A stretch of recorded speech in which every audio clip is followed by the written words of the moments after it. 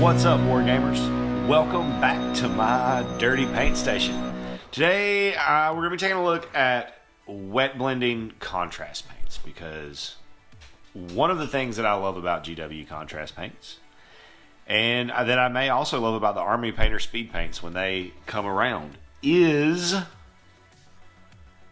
how you can blend them on the model very much like you would blend watercolors on paper.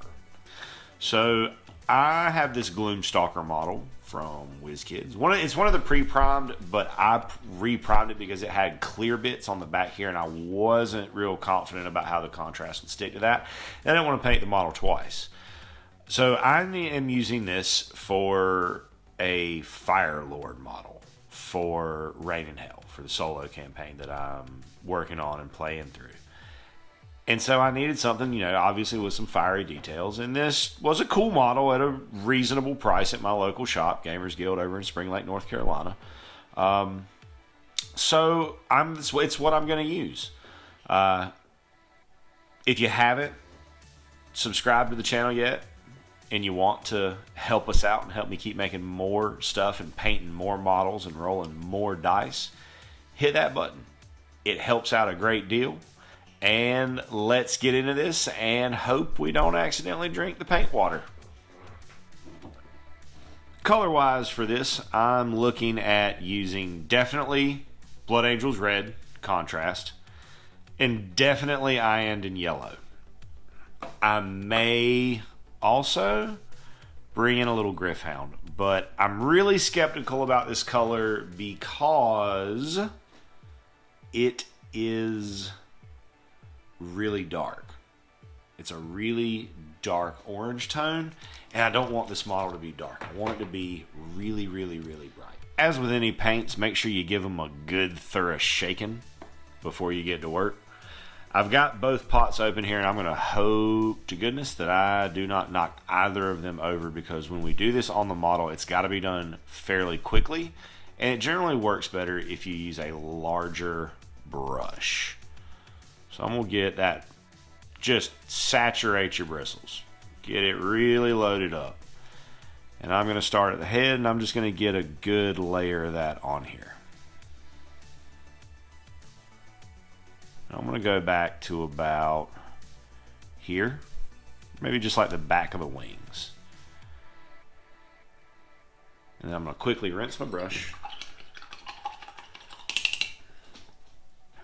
And I'm going to get into this yellow. Same thing. Have it good and shaken up. Load your brush up really thick. I'm going to start with a gap in between the colors. I'm not going to let them touch yet because I want to be able to get more paint on here without having to go back and rinse my brush out. Also want to get that yellow into the gaps of the wings. And once we've got that good layer on there, this is when we want to start bringing them together. And this is another reason that I'm kind of against using the Gryph-hound here, I think, is that the red and orange contrast on their own will make a really, really beautiful orange that just kind of flares and tapers out. I want to get a little bit of this yellow on his throat. Under him. That's going to be super, super red. That's okay. As long as the paint is fluid, you can go back and get in there and play with it and mix it around some more. As long as it stays fluid.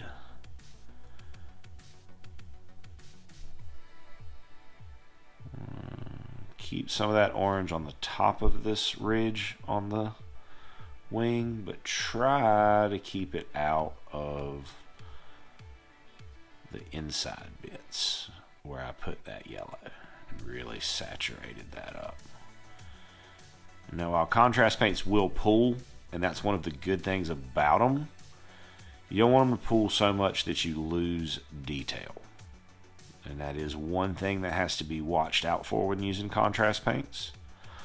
Also, you can end up with some pretty gnarly shiny bits if it pools too deeply, but that's easily fixed with a good matte varnish. So that's starting to come together. I'm going to throw the camera into hurry up mode, just to cut down on the overall time that you're spending waiting on me to do stuff. Finishing out getting this covered with paint. Big things to remember when you do this technique are to leave that gap initially and blend from your dark color into your light color to begin with.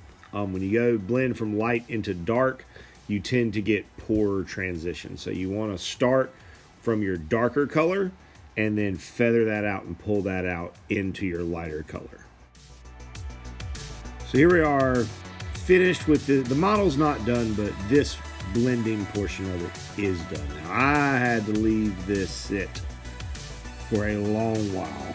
Contrasts normally take longer than regular paints to dry, but with the amount of paint that I had on this model, it took extra long. So I've left this a few hours just to make sure that it was totally and completely. And I actually went in with my brush and pulled a little bit of paint off of it around the face and other areas. Now, obviously, I could have spent a lot more time meticulously blending these colors out, but I'm going to be coming in to finish this model out with some dry brushing over the top to re-pick out some of that detail. So I don't think that's going to be too much of an issue for me here, but I wanted to show you this technique individually and by itself. If you'd like to see some more examples of this, look in the description below on the Instagram page, and you can check out some pictures of the Studio Seraphon that I painted that use almost exclusively this kind of wet blending of the contrast paints for almost all of the models. But that does it for this today. Remember the two big things: leave that gap, because that's where your transition color is going to be. The bigger you make that gap, the slower your transition will usually be. And remember, blend from your dark color into your light color. Have a great day, everybody. That does it for today. Thank you so much for tuning in to World of Wargaming. If you've enjoyed the content that you saw today, consider hitting that like button for me. If you want to see more content like what you saw today, consider hitting that subscribe button and hitting that bell for notifications so that you get alerts whenever I post new content. And if you liked what you saw so much that you would like to contribute to the continuation of it, then check out the description below. You'll find a link to the Patreon account for the studio. And there are numerous tiers there structured for however little or however much you would like to help out.